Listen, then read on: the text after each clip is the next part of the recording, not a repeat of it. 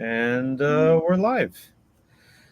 Hello, everybody. This is a wonderful presentation put together by Micaela Dixon.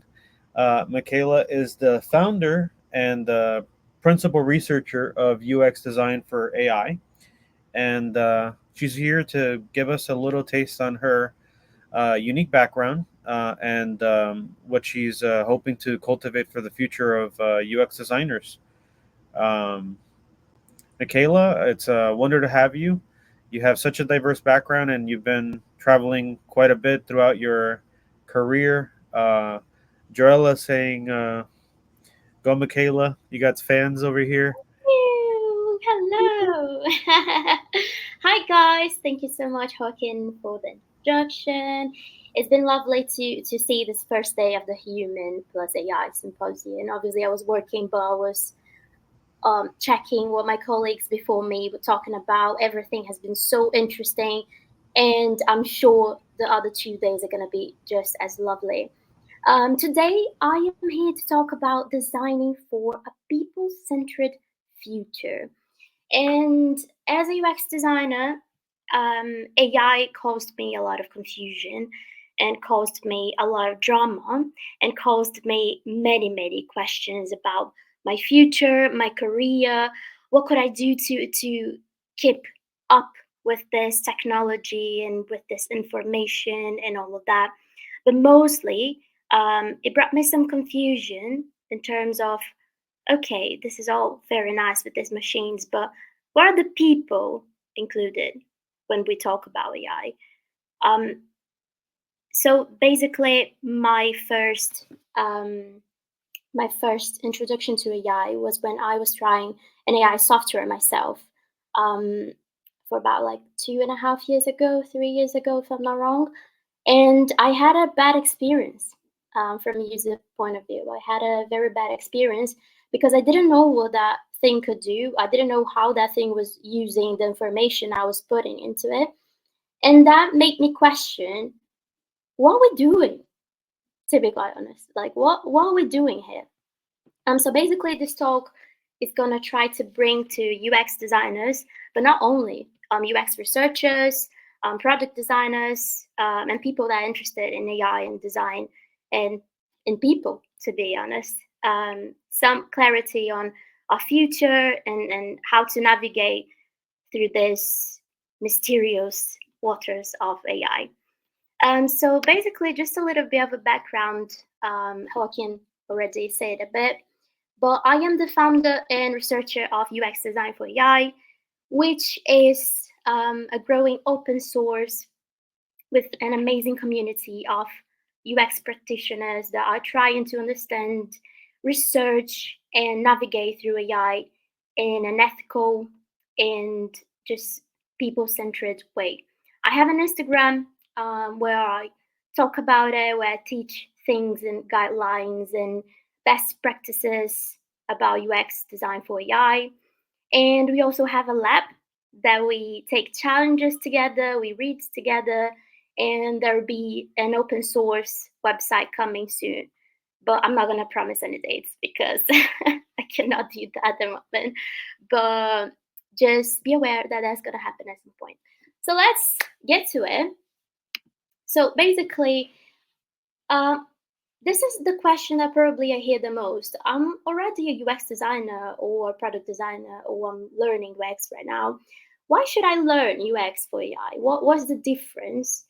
And basically, there are many answers for this question, but I try to separate three here. There is future proof your career. Things are moving too fast. The way that we deal with technologies, the way that we keep in touch with technologies, the way that we have interactions with technologies are constantly changing, mostly because human behavior is constantly changing. Um, Obviously, stand out as a designer. Um, with the market the way it is at the moment, we all know how difficult it is to secure a job, to secure an opportunity. And I'm pretty sure you guys are aware of that. There is an AI running coming at the moment. There is an AI wave coming now, happening now. And there are so many companies that would highly appreciate UX designers, product designers to actually have a background or a knowledge about AI to actually interact that technology with the users in a more a smooth way that maybe other UX designers are not going to be as capable to do. And obviously, develop your own UX skills.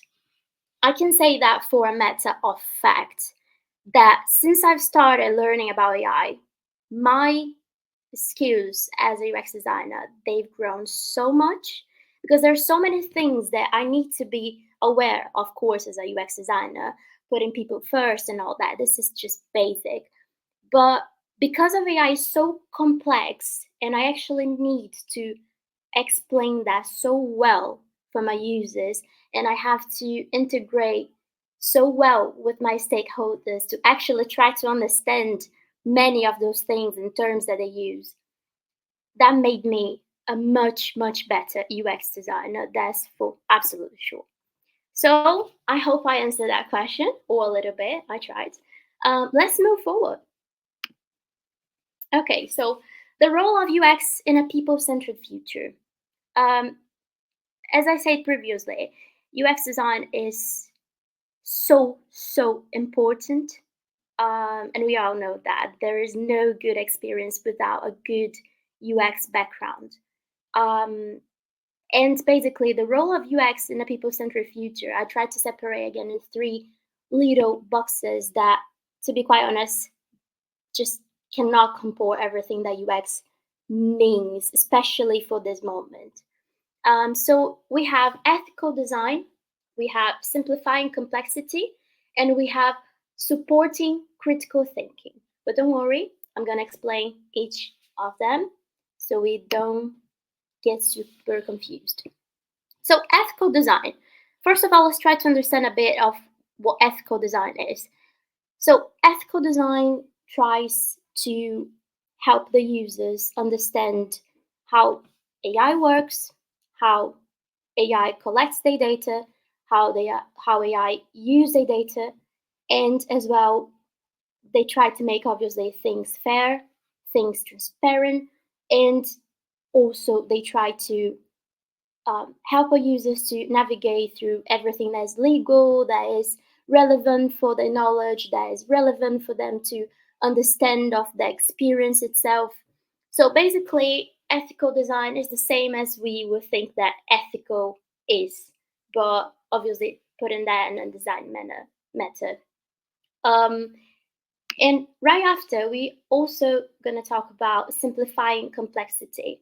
And I brought this little ChatGPT example that I'm sure many of you are very aware.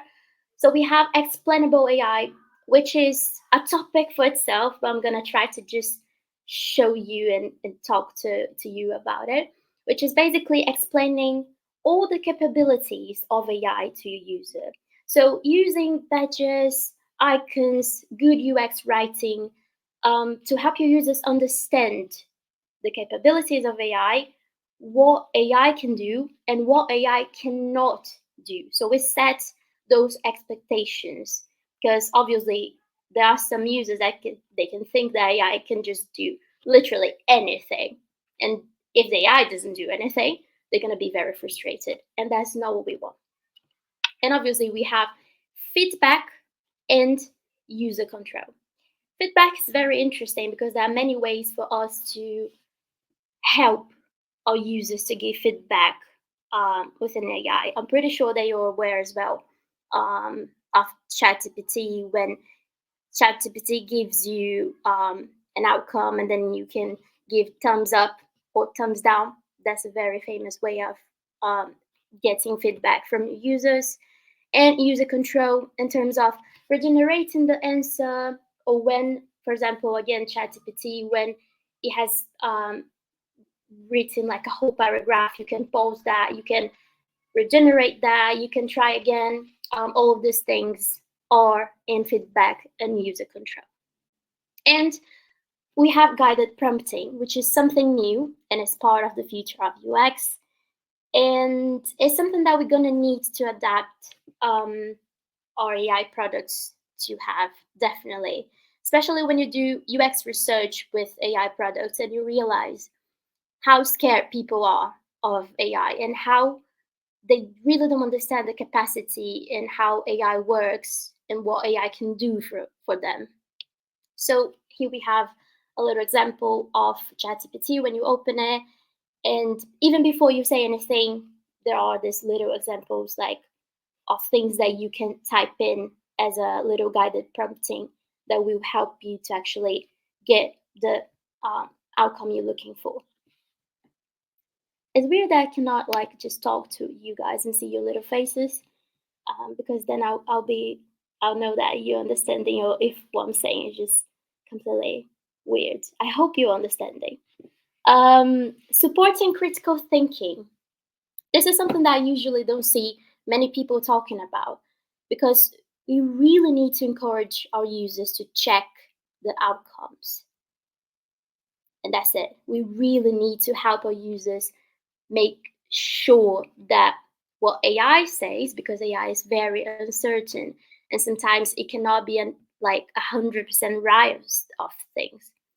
We just make easy for our users to understand with sources. For example, as I have this example from Perplexity AI, with the sources and all that.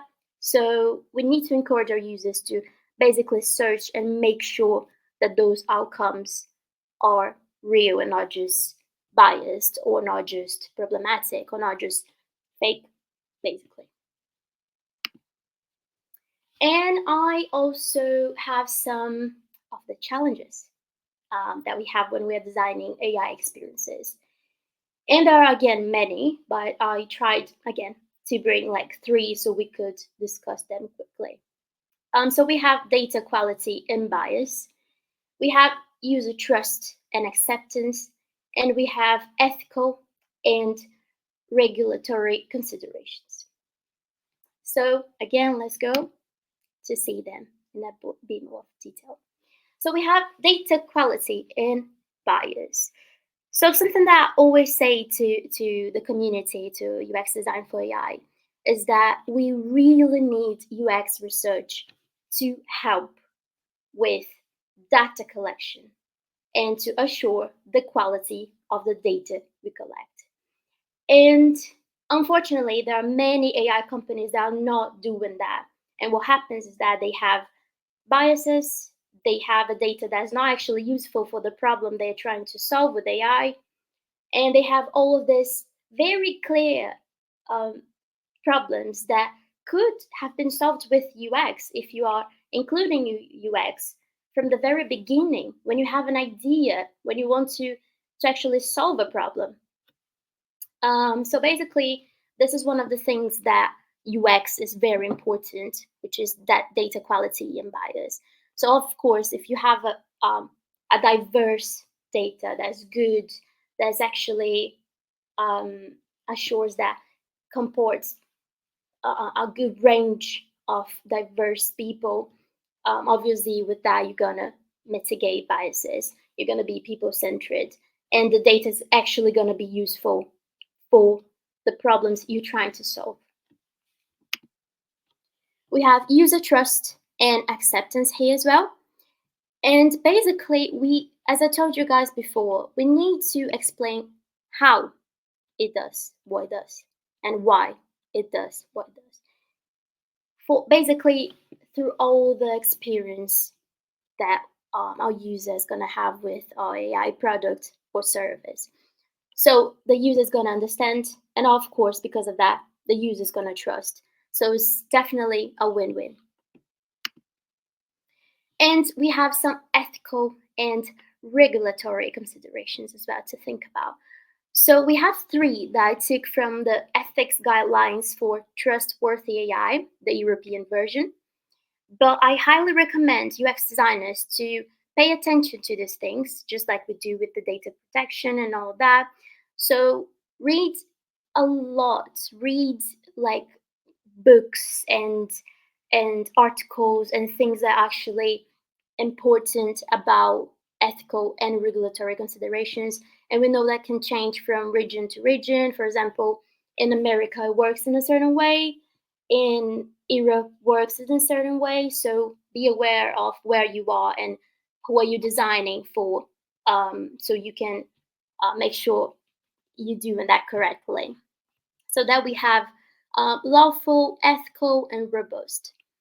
We have respecting all applicable laws and regulations, respecting ethical principles and values, and obviously robust, like from a more technical perspective, and taking into account social environment. And for the next, we have future of UX, which is something that I started a talk with, that can be very uncertain, that it can be extremely overwhelming. Trust me, I've been there, I am there for most of the times. Um, but okay, so what exactly can we do to make sure we are part of this future, which is actually now, it's happening now, and everything happening now? And how can we actually help, and how can we design for this people-centered future? So basically, it's so important that UX designers they build a basic knowledge of AI concepts and terms. So obviously, when you're talking to your stakeholder, you know what the stakeholder is talking about. Probably you guys heard some terms here today that you're like, oh. So these terms are very important for us to wrap our head around it, to understand how they work, what they actually mean, and obviously depending on the context, where they can be applied for, and all of that. And obviously fighting for ethical solutions. I don't want to mention any companies or anything like that, but I'm pretty sure you guys have been following up the things that have been happening with massive companies trying to integrate AI into their user experience recently. And the outcomes of that, without a proper ethical solution, without a proper UX research around it, without a proper people centered mindset and approach, is just what you guys are seeing happening. So companies launching new features and then having to take the features back because they're actually not as ethical as they thought it should be. Um, so you know what I'm talking about. And obviously, UX people are the responsible for putting people first. And it doesn't matter if it's with AI or any other product, we really need to keep going with that. But I can definitely say, mostly now with AI and everything that's happening, we really, really need to keep doing that.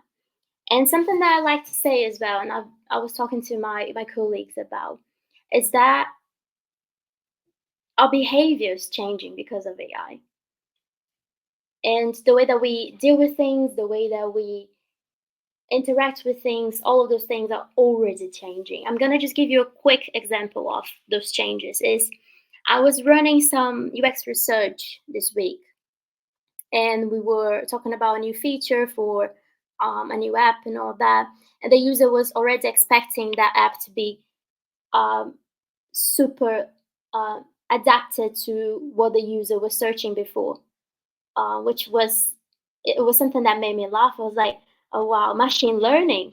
That's it. You know, when you're searching something, and obviously you go to another website, and then all those cookies and those little things that they happening together, to make sure you actually get a very personalized experience. And that I was like, yeah, the mental models are changing a lot because of that. So there's all things that as UX practitioners we need to keep in mind and we need to follow as well. I hope that just makes sense for all of you guys. And well, let's design for a people-centered future together, and just let's go, basically. Michaela, I really appreciate the work that you're doing here to bring people together around these emerging AI concepts and trying to educate people on what are the dangers and advantages of incorporating these technologies into existing solutions, existing applications and websites. Everybody hears AI and they think it's a bulletproof solution that can solve all the problems and get you 10 times the revenue, but they don't stand to consider the liability, the fine tuning, the problems that may have with the internal staff if they don't understand the limitations of that kind of technology. So, what you're doing is very important. Um, so you have a fan club here. Everybody is cheering you on. Okay, I can see the comments here. Nice. Okay. So what's next here for the development? I know you're not gonna give us any hard deadlines, and I'm not gonna hold you to anything. I'm not gonna pin you to the wall. But where do you see the next step for you developing these resources? Yeah, definitely something that the people from our community is very aware of. I am now developing this open source website that's going to try to bring together uh, many resources, articles, videos, many things that we can just have in one place, because I know how difficult it is to find information around it. And obviously, as UX designers, sometimes you don't even know what to look for. So this place is gonna try to narrow down a bit of possibilities and what it is that you have to know and all of that. And of course, I'm gonna try to develop a little bit more of a lab. We're gonna have more challenges coming, so you can actually um, practice everything that we're learning. Because obviously it's all nice in theory, but actually try to practice everything that we keep learning together. And just yeah, I just want to continue in touch with people and learning from people and helping people learn as well. So we can just continue doing things for people is very important. Having people in mind. I appreciate your empathy in design and research. When we spoke before this presentation, even while we were doing the preparation for this whole event, you've mentioned you've originally come from Brazil and you went to work in Portugal, and you went to the UK, and you're presently in London. So you've seen many people, many cultures, and many different needs. Right, the needs shift according to the context, according to the culture. So I think, yeah, this is going to empower people to do a better job and have an easier transition into this new kind of profession, right? As Joseph was saying, interfaces are changing. Accessibility of the past is now going to shift into a new kind of uh, methodology. So Yeah, definitely that. Something that I always say to UX designers as well, and the people that sometimes I mentor and the people that I get to know is that for as long as we have people in mind, it's gonna be okay. We just need to keep finding ways to make those experiences good, ethical, um, and obviously just trying to impact in a positive way. But just if you just have people in mind, things just come to you. Basically, that's my thought. Obviously, coming from all these countries that you all know, what I've learned is that for as long as we have people in mind, things should work fine. any closing thoughts that you'd like to share with the audience? I'd like to know if anyone has any questions. Actually, if we have any time. I think the people that are here are basically like people that I talk every single day, like Joelle, Isabella is here. She's also Brazilian. So like, there's some people that I know, and we exchange these ideas um, in a very day to day basis, which is very interesting. But I don't think we have any more time. But guys, you can obviously talk to me on my Instagram or send me an email. We can continue this conversation because it's a long conversation that actually needs us to just talk about it all the time. One last question. You mentioned that you're going to be developing these exercises, and I mean that really is the concrete, that is the capstone for learning. When you actually implement these exercises. What kind of exercises should we be looking forward to um, trying out these challenges that you Yeah, mentioned? yeah, definitely. So, a couple months ago, I developed this UX Design for AI challenge, which basically was a 15-day challenge that was covering basic concepts and guidelines for UX design for AI. So, we were talking about ethical, but obviously how to actually implement that and how to actually research for that and how to fill these gaps between UX and AI.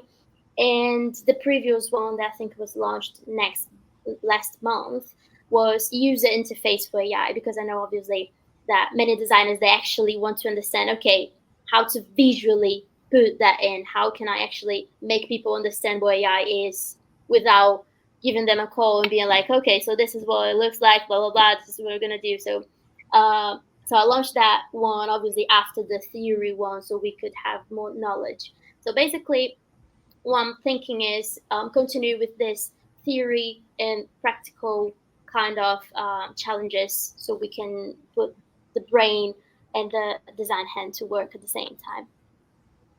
What has been the feedback so far?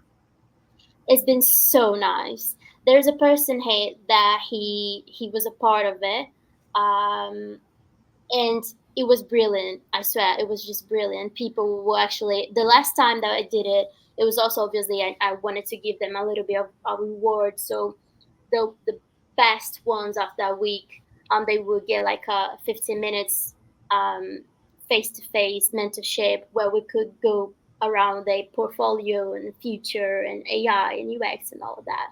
So it was just very nice. People are saying that it's very helpful, and I think especially for UX designers, maybe that even like beginning, because obviously if you're transitioning into UX this year and you see AI and you see everything happening, you're so lost, you don't even know where to start. So I think for beginners is a very interesting way of learning both UX and AI at the same time. I'd encourage you all, whatever your background, wherever you're listening from, if you could give some challenge ideas to Michaela, I think that would also be an interesting exercise. Um, yeah. So, Michaela, it's been a pleasure, and yeah, we'll keep. Muchas gracias, Joaquin. Obrigada. Thank you. Oh, one question from Yeah. Tatiana. Uh, Oh, she's she's it. asked. I love her. She's an amazing AI product designer. She's asking, what are your top three favorite books about UX? UX for AI or UX general? I think I'm gonna say UX for AI because to narrow down here. So my favorite one of all time is one that I bought quite recently called Human Machine Learning. The name of the author is Cora. I don't remember her full name, but it's Human Machine Learning. Is I think it's complete. It has everything that we need to know about it. It's just amazing. She talks about human in the loop. She talks about so many concepts that we actually need to learn. I really like the human centered AI one, which is actually it's more about AI, but of course, every time that you create an experience, you mention UX no matter what. And I really like the what's the name? I'm horrible with names, guys. I'm so sorry. Um, Big Data, Big Design. I think that's the name of the book. Big Data, Big Design is also a lovely book to talk about how data and design uh, work together and how you can actually design for data and all that. It's very interesting. Thank you for the question, Tatiana. She, as I say, she's a very, very nice AI product designer. So would highly recommending her as well. Also, Omar is suggesting Deep Utopia, Life and Meaning in a Solved World. Okay. Well, again, get in contact with Michaela. Keep this UX for AI challenge going. I want to see this flourish, and yeah, we're gonna do this again at some point.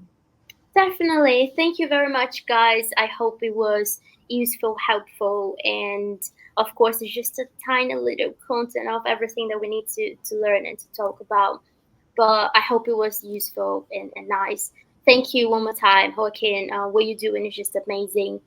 We need to get people learning about AI and human AI interactions and how to do that from many perspectives. So thank you very much for putting this amazing event, and it's been a pleasure to be here.